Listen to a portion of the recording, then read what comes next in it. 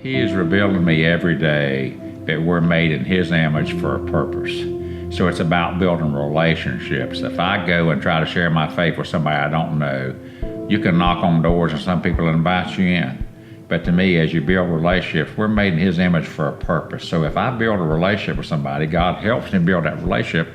How could I not share what my hope is? If I have the cure for cancer, I would tell everybody, well, I've got cancer and I've got the cure for cancer. Is it temporary or is it down the road? I don't know. But to me, people are important. So God sends us out as in Acts 8 with Ethiopian eunuch. I think it was Philip was sent out, didn't know where he was going. And he ends up talking to the eunuch, and he said, do you understand what you're reading? He said, I can understand if somebody doesn't explain it to me. So Philip explains it to him, and a man is baptized, and then Philip's taken away. So I think we should always be willing to share our faith, be it in the public or be it in private. But for me and my wife, we found relational evangelism by relationships is the way to go, because people will be receptive as you build relationships with them, the way Jesus did with the woman at the well. And so many times He meets them where they are and tries not to judge them. So I try not to judge people and meet them where they are.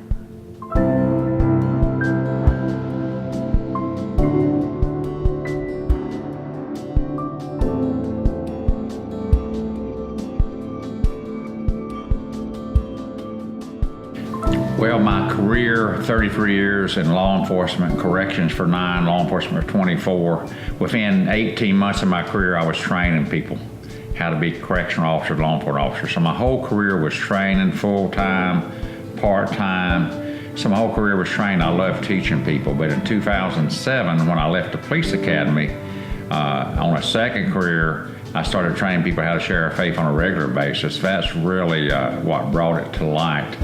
When I was diagnosed with cancer the 4th of July of this year, we'd been praying at the cross downtown for 8 consecutive Sundays after church, and we'd have people come and pray for our country. And on July the 4th, my wife and family and I were having dinner at the cross downtown on the 4th of July, and my back hurt really bad. So my wife hands me a 1,000-pound watermelon, or 10 pounds, and as I'm carrying this watermelon to the car, my back hurt so badly. It never hurt like that before. So within about a month or so, I'm at the hospital at 2 in the morning thinking I'm having a heart attack. And the local doctor, Dr. Placco, a friend of mine, came to see me and said, I don't think you're having a heart attack because you hurt your back. And he was familiar with me. And he said, we'll get you out here in a couple of hours. He came back in a couple of hours with this look on his face. He said, Ronnie, I don't want somebody that don't know you telling you this. You have cancer in your spine. Multiple myeloma spine. So I thank God let my back hurt the 4th of July. He got me treatment, and a week later I'm in the VA hospital and getting the treatment I needed effective September of last year. So God allowed this injury, not an injury, but this pain to get me the right care.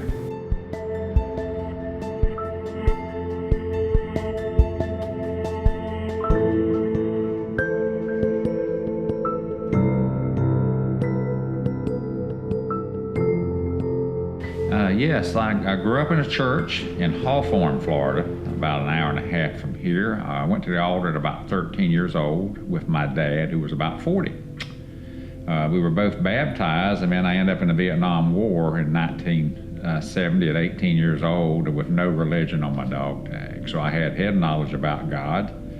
I'd prayed, but I hadn't trusted in Christ alone. So as I mentioned the problem in 1993 actually, with the affair, I was invited to come to Good News Church. And I said, well, where's your church? And found out they didn't have a building. So I said to myself, that'll be a cult, and they're gonna want my money.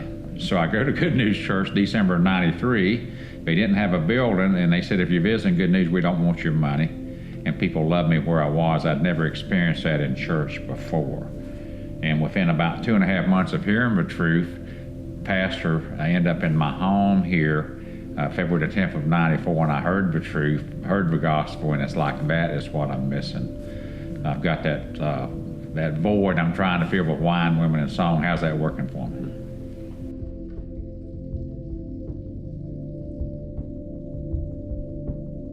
I would say that Ronnie Lester's not in charge. I was very successful in law enforcement over a 33-year career. I ran a prison 8 hours a day after 6.5 years. So Ronnie, it's not about Ronnie, it's about Jesus.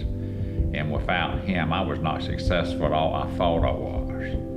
But now when I get to share what Christ has done in my life, it's exciting because he is all over this cancer. He's all over our ministry right now. Why did the Lord take someone like Ronnie Lester, who worked in a prison system, for instance, as I was not a Christian, and I said, look at those Bible thumpers carrying their Bibles around trying to get out of prison early. And now I'm a Bible thumper, but I'm an undercover Bible thumper. So what I see is my hope is in Christ. This is not our home. We're aliens, as we've heard in church recently. So this is not my home. So if people live to be 90, that's great, 100, that's great, but on eternity, that's nothing. So I see myself to have an opportunity to share my faith and to be a minister training people all over Florida, and to be at the jail where people are there with no hope. And what I've learned too, the officers there's as many non-believing officers as there is non-believing inmates. So my job is to share my faith when God opens the doors, and he does that all the time. So to be able to share my hope, it's a no-brainer, because before Jesus, I was a loser. With Jesus, I'm getting there slowly. So I just get excited about sharing what God has done in spite of my sin. I think of Silas. Paul, why are you persecuting me? I was just like Paul, persecuting Christians, and now it's like I can't believe I did that. So God has just opened the doors. I love waking up every day and being able to share my faith with somebody every day.